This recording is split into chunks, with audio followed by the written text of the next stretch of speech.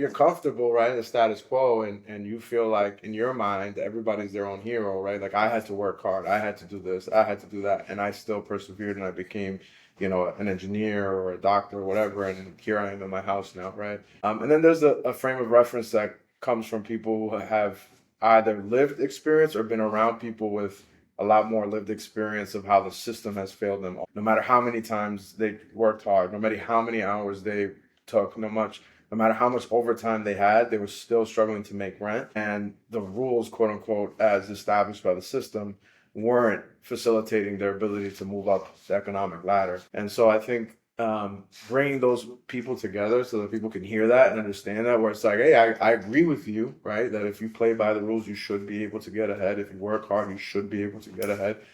And I've done all those things and I'm still stuck working 60 hours a week. I'm at KFC while doing Uber, while doing this, while doing that. I think that's how we start to break down some of those different frames of reference. Is this a professional? You can do whatever you want. You just get comfortable. Should I take out the cigar now or later? Listen, that's up to you. Remember, it's public. So there's that. I'd endorse smoking. How did you get into smoking cigars? So my grandfather smoked the pipe, and it's just more work to smoke the pipe. But the aroma of it, like I would go to his apartment in Cambridge, and it would always smell like it.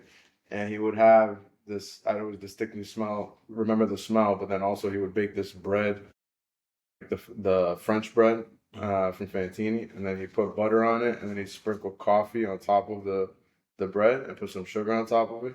So I just had this distinct memory as a kid just coming in and eating the bread and smelling the aroma of that. And so when I went to college, that's when I really started smoking cigars. I would write my papers at night. I would, put a bag on the smoke detector in the dorm and just smoke cigars and write my papers. It would keep me up late at night, and I would just power through papers and things I needed to do. And so, yeah, since I was like 17, 18 or so, around there. But it was more like, it wasn't like an everyday thing, I never got into cigarettes or anything like that. Yeah. And to this day, like I write all my speeches while smoking cigars. Now, did you meet Ricky? Now you knowing Ricky at this time? Yeah. So I met Ricky our senior year of high school. I was a senior here, and she was a senior in New York, and we both got admitted to BU. And BU had a multicultural students weekend for admitted students. So admitted students come see, they check out the university, and they decide if they want to go there. And so I met her there because she got on a bus from New York, and I came to help my mom, which was embarrassing. For your mom, no. But. Yeah, no, for me too, right? Ricky still jokes about it. She's like, I saw this buzz cut, fresh lineup kid with his mom next to him with an Argyle sweater. It was like, who's he? And why is his mom here? And we met there. We stayed in touch, and then we had the same decision to make: either American University in DC or BU here. BU gave me more money. AU gave her more money, so she went to DC. I went to BU, but her best friend came to BU. And so she would come up to visit her best friend, also visit me. And the rest is history. So sophomore year, after I pledged my frat, we were like, let's give this long distance thing a go. And then did long distance from Boston to DC. And then I studied abroad in Madrid. So did long distance from Madrid to DC. Then in my study abroad, she visited me out in Spain. We hung out in Spain for 2 weeks. And then, we just continued on until we graduated. Yeah. So, we've already jumped right. Our guest, Andy Vargas, needs no introduction. But we do, because we're not so big. I don't know. What do you think, Dennis? Oh, Dennis is big. I'm just a normal guy. This is Mike. Big. But thank you, Andy, for giving us that introduction and really, I don't want to say giving us it's like a new perspective for me. It's like, I never heard that story before. That's cool. Like, oh, Andy's a real guy. He's he does things just like other teens would. Yeah. Like, turn out the fire alarm so he can smoke a cigar so he can finish his paper. Yep. But it turns out, just like a lot of kids who do little things like that, well, I should say kids, but you're a teenager. Yeah, I could still be a kid, just a kid from Haverhill. Yeah, you take those I guess it's a vice in this case. Yeah. Would you call it a vice? Somewhat, yeah. Yeah. And you took that and you made success out of it. Yeah. or rather, it helped fuel your success. Right. Small tool. Yeah. Yeah. So from BU, right? Yep. From BU, you went to school for this, and then you became that. What can you describe that? Yeah, so grew up in Haverhill, and like many young people in Haverhill, there's sort of a narrative of like success being getting out. And I could actually backtrack before that. I was actually born in Cambridge. My parents come from the Dominican Republic, and lived in Cambridge till I was 6 years old. We lived in a small one-bedroom apartment where my crib and then my little toddler bed was actually in a closet. And at some point, the rent got too high, and they decided they wanted to move up north to Haverhill. My dad had already been working here in the last shoe factory. It's called Allen Shoes, right on River Street, and decided that this would be a good place for us to try to find a home. And they eventually found a home on Arlington Street, right behind City Hall, a couple blocks behind City Hall. And it was kind of the middle of Arlington Street, so the bottom of Arlington Street was really rough. A lot of drugs, prostitution, etc. But then the top of Arlington Street were like these huge mansions, right? McMansions that all the shoe factory owners used to own and lived at the top of the hill, quote unquote. And we lived in the middle, right? So like I always say that I lived in a microcosm of America because I would go ball at the Y, eat really bad Chinese food at Fu Hing around the corner, walk back up Arlington Street, see all the challenges that come with society and the socioeconomic conditions that people were living in, and then pass the stop sign and get to my house and kind of be in the middle of the street where there's kind of middle income type, lower middle income type families that live there. And then the top of the street where there's, the McMansions, right? And I mentioned that because it provides provides like a really good frame of reference of like the whole street has to figure out how to live together. You know what I mean? And when it would snow, we would shovel snow all up and down the street, right? So like my cousin and I would go out and try to make a quick buck, and we'd start at the bottom of the street, we'd work our way all the way up and make what we could make. But I mentioned that because when we moved from Cambridge, I remember having my cheeks pressed against the glass in my dad's crappy Toyota Corolla, basically crying that I was leaving Cambridge, coming to this place that I didn't know what it was. How old were you? I was 6. Okay. Turning 7. This was around like the year 2000. And eventually, when we got here, my whole idea was like, I got to get back to the city. I have to get back to Cambridge. I have to get back to Boston. I have to get back to where the action is, where things are happening. Right. And that became some like low-key subconscious motivation for my duration in Haverhill and my public school experience. So I went to Bradford Elementary, Pentucket Lake, and then my mom pulled me out of public schools for 5th through 8th grade, went to St. Augustine's, and at St. Augustine's was in Andover, but then after that came back to Haverhill High. Yeah. But I mentioned all that because, again, part of the motivation was similar to what a lot of young people face here, which is like, how do I get out of here? And so went to Haverhill High. Didn't really find myself fitting in neatly into any of the like social clusters because it was like, if you're a smart kid, you're an AP and honors, and you're more than likely than not a white kid. And then if you're Latino or African American or a person of color, you're probably more so in comprehensive and CP classes. Unfortunately, that's what the averages were, right? The statistics were. Yeah. And so I've often found myself not being, hood enough or Latino enough, and then in my AP and honors classes, not being white enough, right? Yeah. Or not having the income to sort of fit in those clusters. And at the time, it was a challenge. Like now, it's a blessing because I know how to navigate, both spaces. But at the time, it was trying to figure out like where do I fit into this dynamic that exists, and it wasn't easy. But in a previous podcast, Dennis and I were actually talking about that. Like, maybe it's a Haverhill thing because now you're saying the same thing. Like when we were going to high school, like we couldn't fit into boxes. Like I had a similar experience to you, like in my later years as well. Like as I was getting to higher classes, it's like, oh, I'm seeing less people of color here. Now I have to try to fit in more, whereas the people I would probably more closely associate with are at the lower levels, if you will. And that was probably about 10 years prior. So you can see like not much has changed. And I think for Dennis, you were like maybe 5 years ahead of me, and it didn't seem to change either. Yeah, I mean, I think what's been hard is like in my later years, I'm grateful for the kids of the like my point is like there's white kids that I grew up with that embrace me like family. Mhm. And that Same. has really given me an edge Mhm. in people that don't have that experience.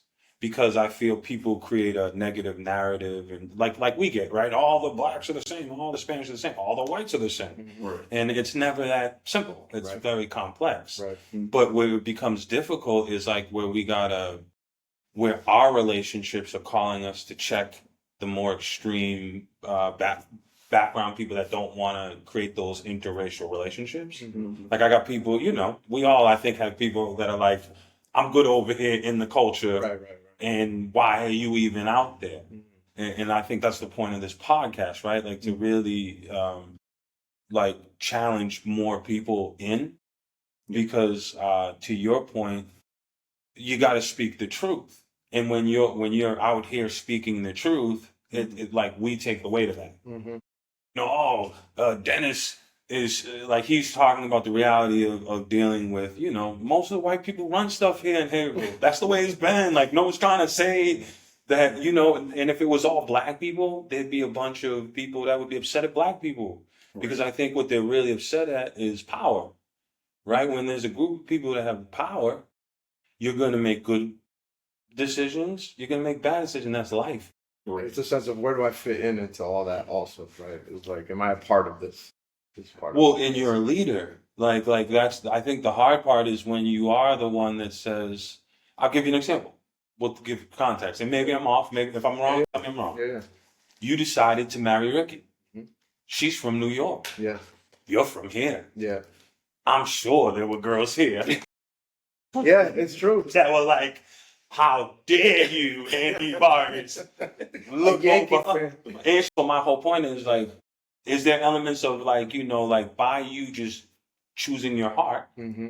you're rejecting in the minds of some, Mm. you're rejecting what is. There's some of that. I didn't feel a ton of that like pressure, so to speak, because I also was like I was nobody, like especially at the time.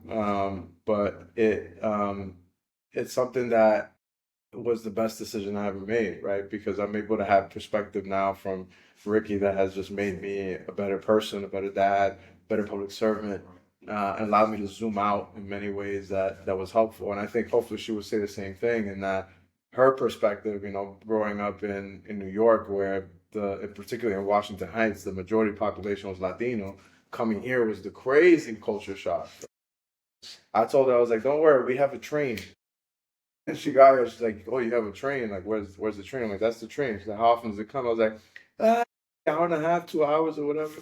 And she said, this place looks like they have cows here. You guys have cows? Yeah, we do. We have farms too. But she taught at Haverhill High, and some of her favorite students were these hilarious white kids that, working class kids that have similar backgrounds like ours as well. And some of my best friends from high school were, white kids that we had a great time and hilarious time together. But I think one of the things that was interesting from my experience at Haverhill High was that towards the tail end of my experience, I started finding other Latinos that were, also, driven, also taking AP classes, some honors classes, but they were in the grade underneath me, which was interesting. I didn't really find that in my class, and I also, for some reason, wasn't worried about, okay, now I got to make friends with the class underneath me. Like that sort of division wasn't really there. I just found friends that were like-minded, and I think about my boy Wesley, where my mom literally said, like, we're gonna go see colleges, like ask Wesley if he wants to come. And Wesley was like, I've never been on a college campus, right? Mm-hmm. And he jumped into our van and started seeing different campuses and opening his eyes of what was possible. And that turned into taking Mark Harvey's AP European History, and he graduated from UMass Lowell, and to this day he's doing his master's in business administration. Kid that grew up in the projects in front of Cashman, right? That was like my best friend growing up. And so you find ways to find your people, regardless of the buckets that society tries to put you in, whether it's like, oh, they're not a part of your class year, or they're not Latino, or they're not white, or they're not in your income bracket. As long as you're genuine about finding your people, that's what's most important. Yes, I definitely agree with that. There's definitely, for me being biracial, for Dennis being biracial, and we've had these conversations before. Like we early on had to figure out a way to be more like adaptable, and over time, like it becomes natural, but not naturally forced. I think over time it became natural because I think society started evolving to an extent. I mean, I don't know about today. We can have that conversation, Right. But I want to kind of go back to one thing you were saying about being like having that aspiration to go back to the city. But I also want to tie it to how you were saying on Arlington Street, you were kind of like in this middle of like different classes, if you will, and then you had those people who were up on the hill who were doing really well. Do you feel like the people who were doing really well on the hill and your aspiration to go to the city, like were they similar, or that just happened to be the situation? I think it depends. I think everyone wants the same thing, right? Like they want a safe community. They want a community where if you work hard and play by the rules, you can get ahead. I think what people have is different vantage points as to what is fair, what is responsible, and what is my responsibility, right? Yeah, in a sense of urgency. You're right. If you're comfortable, right, in the status quo, and you feel like in your mind everybody's their own hero, right? Like I had to work hard, I had to do this, I had to do that, and I still persevered, and I became, an engineer or a doctor or whatever, and here I am in my house now, right? There's that, sort of frame of reference, and then there's a frame of reference that comes from people who have either lived experience or been around people with a lot more lived experience of how the system has failed them also, where no matter how many times they worked hard, no matter how many hours they took, no matter how much overtime they had, they were still struggling to make rent. And the rules, quote unquote, as established by the system, weren't facilitating their ability to move up the economic ladder. And so I think bringing those people together so that people can hear that and understand that, where it's like, hey, I agree with you, right? That if you play by the rules, you should be able to get ahead. If you work hard, you should be able to get ahead. And I've done all those things and I'm still stuck working 60 hours a week. I'm at KFC while doing Uber, while doing this, while doing that. I think that's how we start to break down some of those different frames of reference, right? And I think podcasts like this can help with that. Yes. But it's a great answer. However, the question was actually to tie it to yourself. Yeah. Okay. You didn't tie it to yourself. It was a good generic answer, and I don't get any disrespect by that. Well, I know generic because I would say like this is the thing, and I'm blessed, right? Because in my capacity of working for the state, a lot of the times in MASH, you end up going to spaces where like my work and his work would intersect, and specifically like going to like the major 10 cities. One thing I respect about you, you've always, and this is a question too. I'm going to go back to a question. So in your early years when you and Ricky were first, like I guess working professionals, right, younger, you like worked at a unsustainable pace, meaning any event you went to that was an event where if you needed to be at, you were there. Not only were you there, you were there with the leaders. You were there as a trusted, credible messenger. And I feel like how you got that credibility was hours of listening to people that couldn't summarize and articulate their points in a way that was respectful to your time. Now, you got kids. You're not a young. You have a wife that gave birth to 2 kids, which causes, from my perspective, I've had 7 kids. There's health, right? There's all of these things that I think shrink your time, but there's such an expectation that isn't fair, and you're so graceful. Well, I'm saying like you don't check people and be like, listen, when are you gonna do something? Right. You're always there, like the answer you gave. You're always sharing the fruit or the juice from the fruit.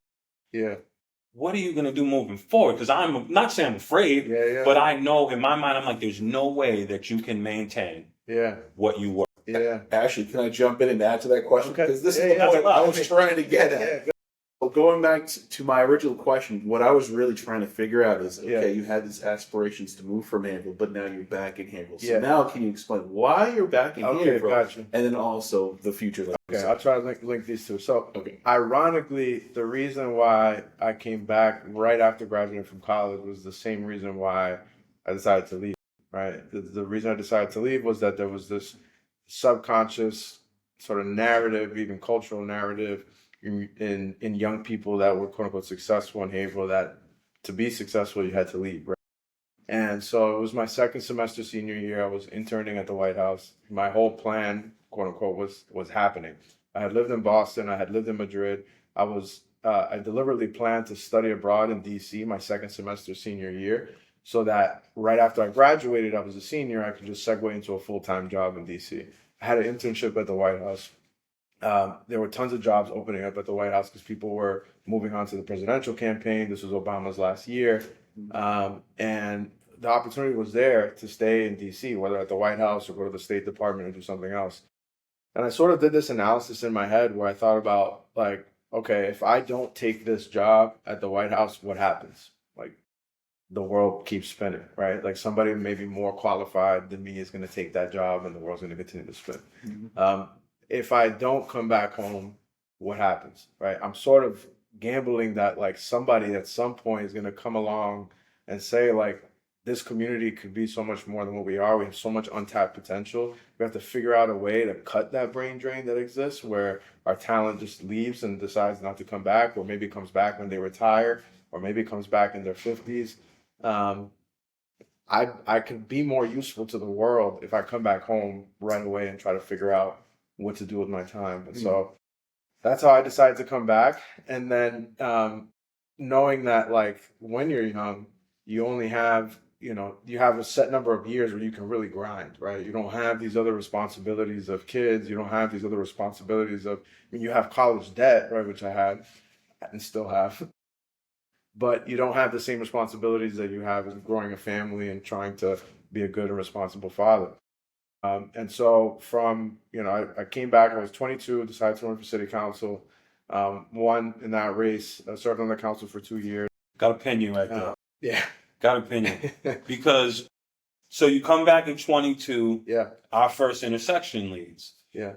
Me and my wife, we're running youth engagement team. We're out in Mount Washington, gang violence, completely underserved. Yep. Trying to, we're not city councilors at that point, but trying to bridge with the city council and the construct. Yep. And you, before you even run, we're throwing these youth engagement. And then for people that don't know, when you throw community-based things on real issues, it tends to be not attended like a concert.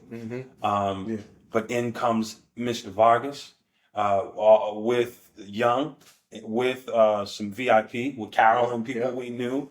So I'm just saying, like, even in the way you were running, you weren't coming building signs. You came in. So you say, I ran for city council. No, I came back to Haverhill and assessed the problems. Yeah.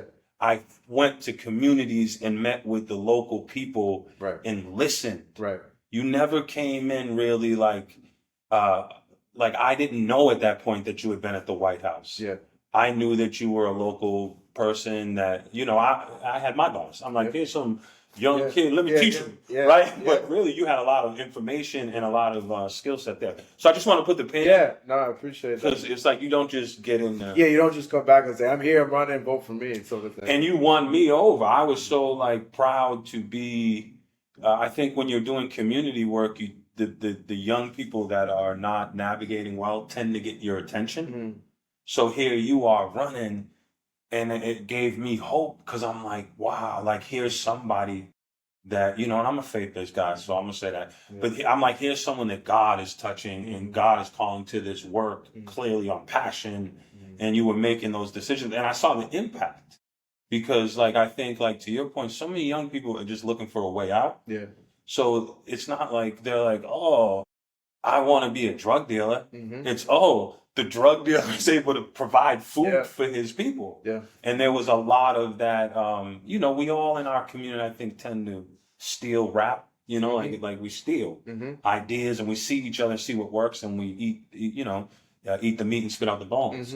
You created a path that people were like, is this going to work? And throughout that path, I know from the community, to go back kind of the race stuff, people are always telling you those people are not going to let you in. Yeah, good luck. Yeah. Good luck, right. And it's subtle. It's like, I don't know if that's a microaggression or what it would be framed as. I don't know how subtle it was. So I have a different perspective from all of this. Yeah.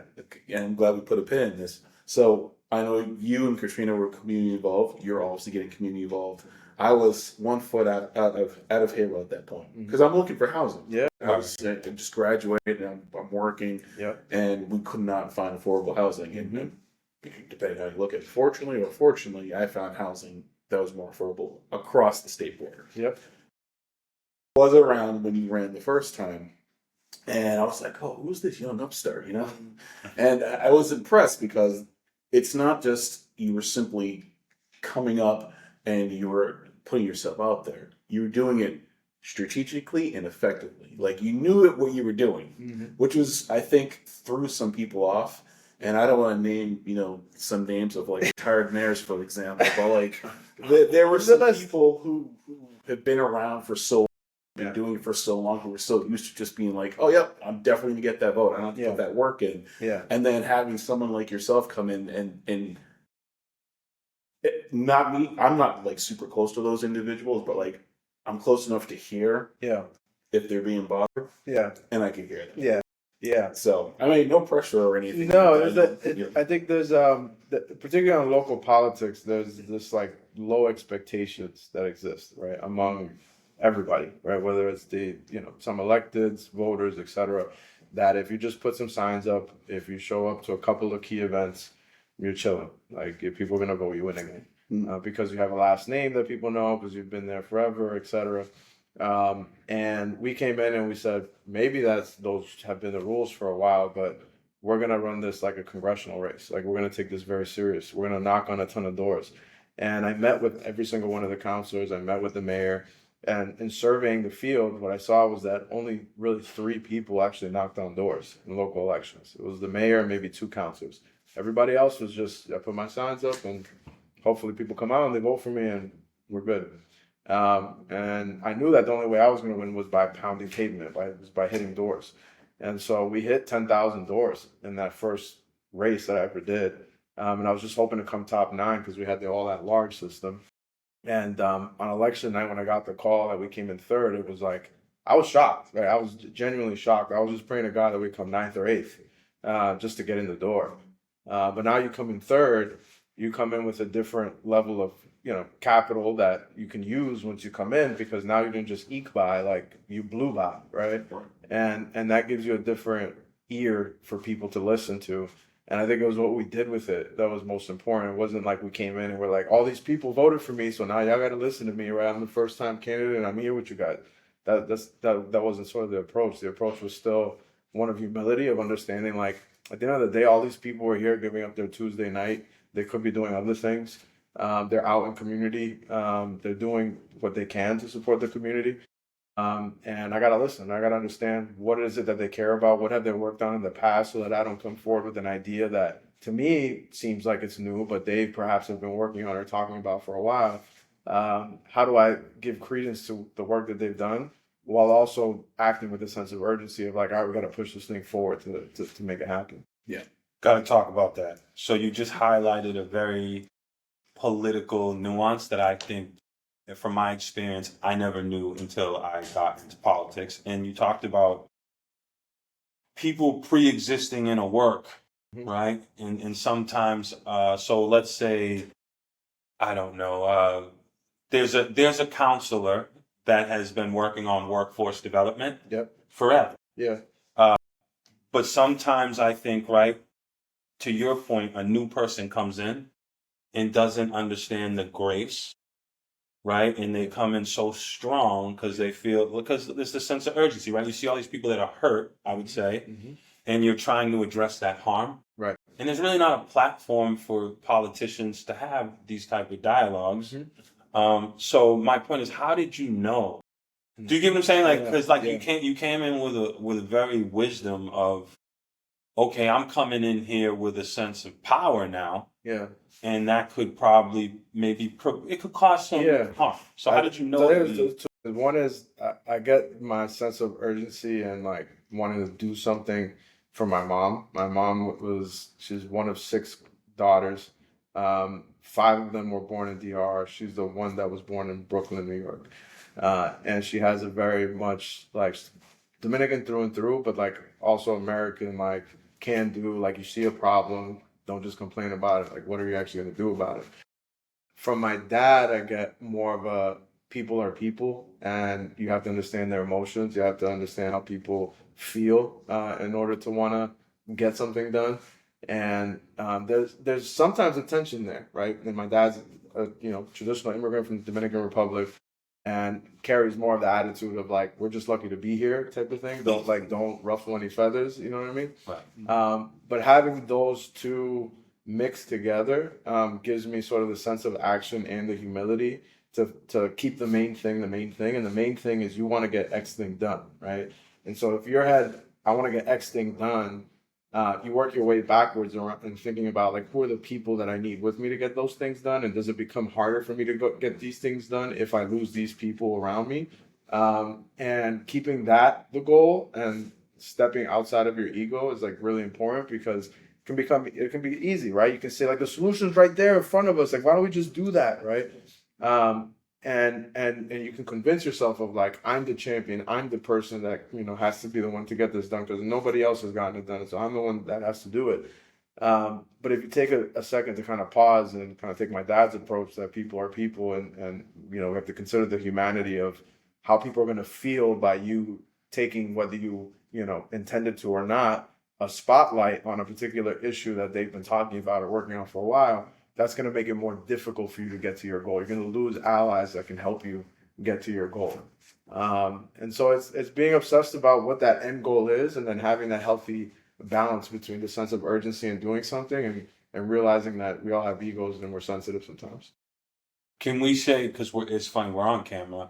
So one of the things I've learned early in my advocacy, I was dealing with they was building a reentry home, but the place that they chose to put it was on Nickel Street. Mm-hmm. So the community was in an uproar because for people that don't know, Nickel Street has some generational issues with substance abuse. It's one of the high crime areas identified by public service. So people knew that there needed to be clearly some housing for people that were coming out of Middleton because of all the challenges. Yep. But people were like, there's no way we're taking people coming out of jail to Nickel Street. Mm-hmm. And in that time, why this was going on, the mayor, who, in all ignorance, I've never understood that level of power at that point. Mm. So I'm ignorant to that. But the meeting that day was about the unveiling of the Salvatore's building, which was a long process, all of the permits and stuff you got to go through. But me being biased and upset, I'm sitting there waiting to speak on the sheriff's there because they're going to speak on that issue, and then they're also unveiling this development. So by the time they got to the thing I was about, they had already unveiled the development, because that was really the substance of the night. Right. And it's a beautiful building, and we need that, all the elements. But I was so hurt because I'm out here dealing with young people, and I understood to help them, I needed their fathers to get in a place where I could do my work. So like, this is where it gets to my ignorance and not doing what you did. I got up when I went to speak because when they addressed that issue, the mayor and the sheriff had just canceled it because they realized it was bad location. There was too much resistance. We're not going to continue fighting this thing. But I was so mad that they had just shut it down. And the mayor had told the story about taking Sal to look at all the city for properties. So I jump up and I'm like, well, maybe if you took the sheriff around, like you took Sal around, right foot in the mouth, and took me years. And to his credit, right, you do not blast a mayor publicly before giving him the courtesy to share your thoughts privately. But I had to learn that. So my whole point is like, I just want to separate, because now you're on the Black and Latino caucus. And I didn't understand that. Context: Black and Latino Caucus as a state representative. Yeah, in the legislature. In the legislature, and you're chairing it. Yeah. Tremendous honor and tremendous endorsement from the whole state. But anyways, being someone as the director of restorative justice that has been out there and looked at the community programs doing that work, my God, those communities are different. And there's people that have never even had the privileges that we had, and probably are coming with my sense of urgency. And so my whole point is like, grace and all of this knowledge, back to the original point, not to say you ducked it, but how, like, you keep taking on more and more work that is extremely challenging and needs all this time. And there's all this, like you said, I don't know, you got 3 staff. Yeah. And I'm not saying I just look at like, how long can you continue without people like your fundraiser? I know town must, like, how long can you really continue? Yeah. It's funny. We had this conversation this weekend, Ricky and I. The way the analysis happens in my head is for just putting it's helpful to think about it in this context, but it's kind of nerdy. It's sort of a cost benefit analysis, right? You think about like, what is the opportunity cost that I'm facing right now, right? Like, I'm a dad, I have 2 young boys, I have a wife, I have responsibilities at home that I have to take care of, that provide incredible benefit to me as a human being and as a dad, right? Like, I have incredible fulfillment, incredible purpose. Could call sacred obligation. Sacred obligation, right? A sacred good, right, that I have. So incredible benefit, right? And then think about the opportunity cost of that benefit, right? So the opportunity cost in my situation right now is, right, I'm a legislator, I'm a grad student, I do real estate to help pay for childcare. The opportunity cost to those things is that I can't, for example, go to every event in the community, right? Because I put my kids to bed most nights at home, and I make sure that they eat well, right? I can't go to all these events at Harvard because, again, I put my kids to bed. I have dinner at home. We have childcare a couple nights a week. I can't go to all these conferences, right? There's a conference in Oklahoma in November that we talked about. We did analysis, probably not worth my time for the cost of what it's going to cost for the kids and her, et cetera.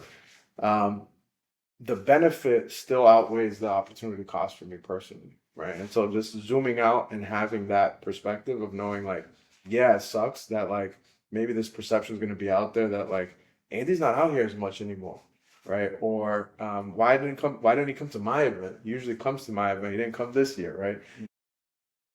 The benefit for me personally is higher than that opportunity cost. And I think the other thing that was important that Ricky gave me was the perspective of, this isn't forever, right? Like, they're not going to be 3-1 forever, right? Like, just let's get through to like 5-3, right? This is literally what she said. Like, once they're 5-3, they're a little bit more independent. They can do their thing. And if you're not home a couple more nights a week, like, I can handle it, right?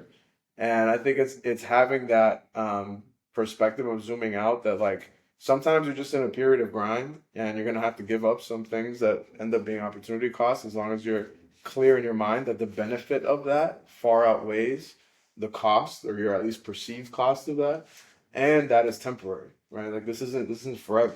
They're going to grow up and they're going to be a little bit more independent, and I'm going to be able to balance things a little bit better. Can I push back? Yeah. I think, like, let's look at sports, all right? Most sports teams extract the really solid years of performance of a player. Yep. And then as they get older, if you're on a good organization, they contribute. Mm-hmm. And in your context, it's a little different. And I don't fundraise for a lot of political people, you know that. But my point is, like, people can clearly see your intelligence. I think if anyone has met your staff, you don't just hire any staff.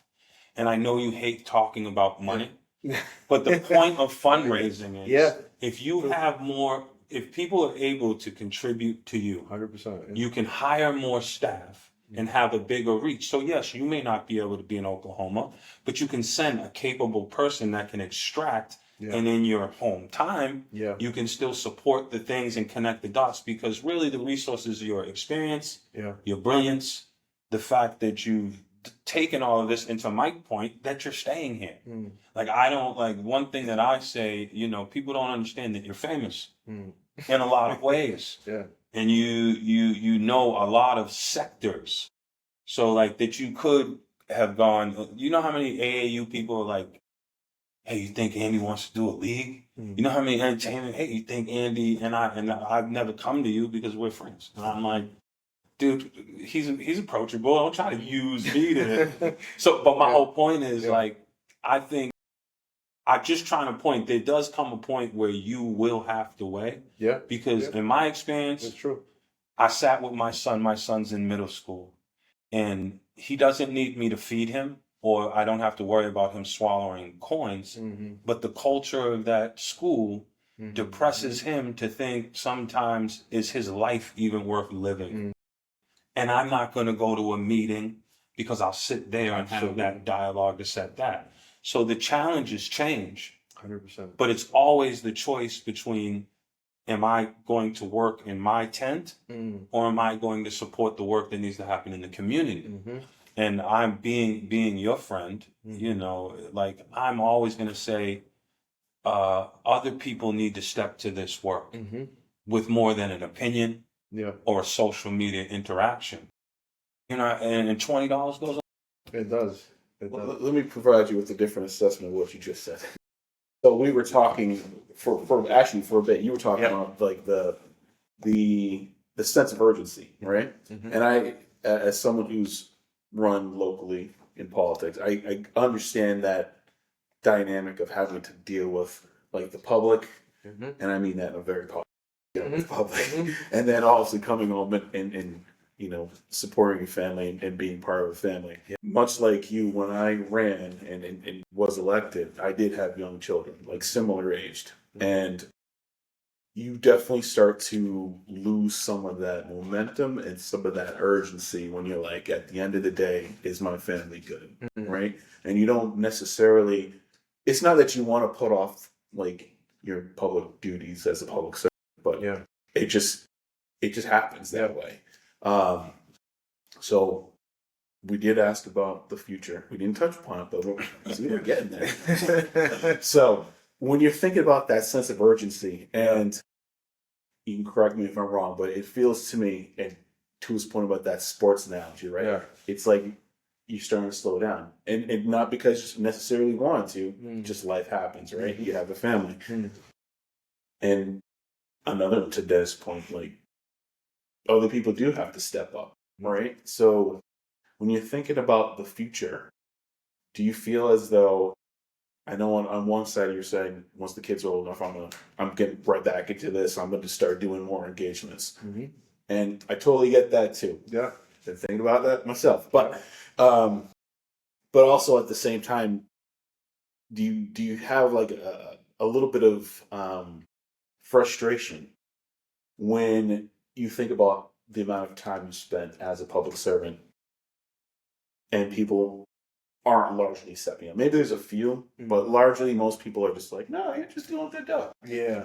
Well, so a couple of things. One is kudos to you first and foremost for running, and particularly for running in New Hampshire, which is a whole other animal that we can get into. So you have a much bigger, I think, hurdle to climb there as well. And so just a lot of grace and kudos to you for even picking up that mantle and running with it. I think the sports analogy one is interesting because there are some things that are comparable and other things that almost make me think that it's flipped in politics. Because in baseball, for example, right, they give you these large contracts up front to, you know, get your best years locked into the team, and then after you hit year 10, we'll renegotiate and see how you're doing at that point, right? In politics, for better or for worse, like the longer you're in, again, statistically, you know, you can become a liability if you're not doing enough of the work, if you're not visible enough, and people don't see the output of your work. But you also, every year that goes by, get more credibility, more visibility, ideally some years more than others, that can also give you more political capital if you do at least some of the fundraising, more of a war chest to help you continue to rise up, right? And so it's almost like the longer you're in, like the more capital, the more sort of cred and relationships and networks that you have to help sustain the work, the more responsibility comes in also, right? And so it's a little bit different from sports in that aspect. But it is frustrating, right? In that, there are times where you're like, why don't people just understand, right? That like I have to be home like for this, right? I go back to thinking about my dad. Like people aren't thinking about, what are the variables as to why he didn't come to my event, or what are the variables behind, why I don't see him as often, right? They're living their daily lives. They're trying to put food on the table. They're trying to feed their kids. They're doing the homework late at night with their kids. And the one time they show up to this event, it doesn't look like there's enough local elected officials that show up. And so they just think like, wow, maybe they don't care about this, right? And so there's only so much you can mitigate some of that, right? And, through, one of the things we're thinking about now is like, can we do coffee hours, right? Where like, every season I pick a coffee shop and whoever wants to come and just hang out and talk, like I'll be there. And, can we do in the spring, we've been talking about parent playground hours. So like I bring my kids with me, they're playing at the playground and I'm doing office hours. They can bring their kids, they're playing at the playground and walk with me while we watch our kids, like type of thing. So try to be a little creative about mitigating it, but also feeling sure in the fact that like you're doing your best, you're putting your best foot forward, and that's all we could do, right? And the alternative is nothing, right? The alternative is just hoping that something's going to happen and hoping that someone's going to step up, so to speak. But I've always chosen to be an optimist. I mean, I think there's a Churchill quote, and I still don't know if he actually said it or not, because how it is on the internet. But he basically said like, I'm an optimist because it doesn't seem too much use to be anything else. Like what is the use of being anything other than one? Are we good with the cameras? Yeah, we have about 10 minutes. So I want to circle back because I connect with you, and I want to circle back to Ricky. Yeah. Because I feel like that's a source of your strength. Yeah. And I believe that because it's a source of mine. Yes. So the what I wanted to ask you about that relationship. So when the possibility to be with Katrina became real, I turned to my friends. Have you ever seen what's the South Park? I was like Cartman in South Park. I was like, screw you guys. I'm going with that. You know what I mean? Bye. Bye. And then from there, like clearly I didn't completely, well, I kind of did. Yeah. But my point was I prioritized. I knew that I needed, for once in my life, I knew I needed something for me. Yeah. So my question is, has that been true for you? Because you guys, like when I see you in the moments when it's you, Ruben, and her, and it's very magical. But is that my perception? You don't see the ugly parts either when the food is flying everywhere. Clearly, right? But that's the opposite of the seesaw, and the same thing with me. I was like this morning, I was going through some things, but when it is like, my point is when it is like you can see that connection. And I'm just saying, is that my perception, or is that? No, it's true. And one of the things that we're very open about is that I think it was our second year of marriage. We actually went to couples therapy to like work on a lot of stuff, and we talk about it all the time because there's this stigma associated with it, right? That if you go to therapy, there's clearly something wrong with you or wrong with your relationship, or you weren't as sure as you thought you were, sort of thing.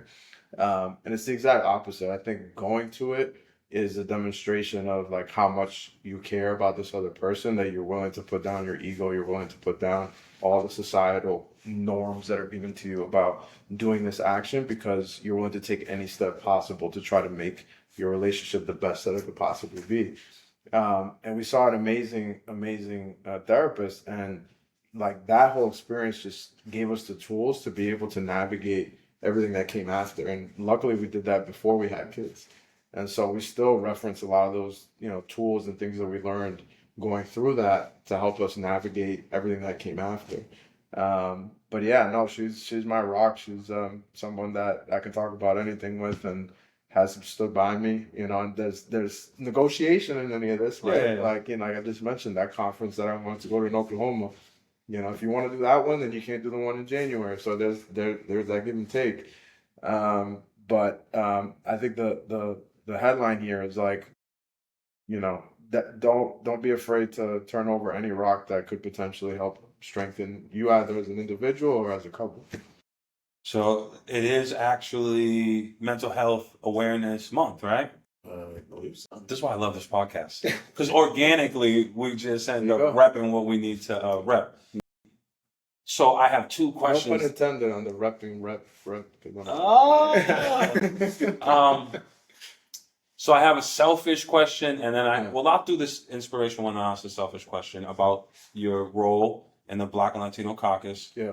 Well, I guess I might as well start with that. Yeah. So I'm looking as an African American who has I have these strong African American roots from my family and all of this work that I learned later in life. But where I'm situated in Haverhill, I feel my voice is minimized because of I'm not in one of the major 10 where most of the African American leaders who have worked in that space have existed. Yeah. So and I believe in the construct we're in. So I don't believe I should be like but I feel like I should have a vote and I should have a season or a moment to speak, and everyone has to hear what I'm saying. So I'm just wondering, as you're moving in that space, is there some type of way that we can think of, you know what I'm saying, creating an event where all of us get to come together, whether you're from Boston or Springfield, and really have, I think, first conversation is just about healing. Yeah.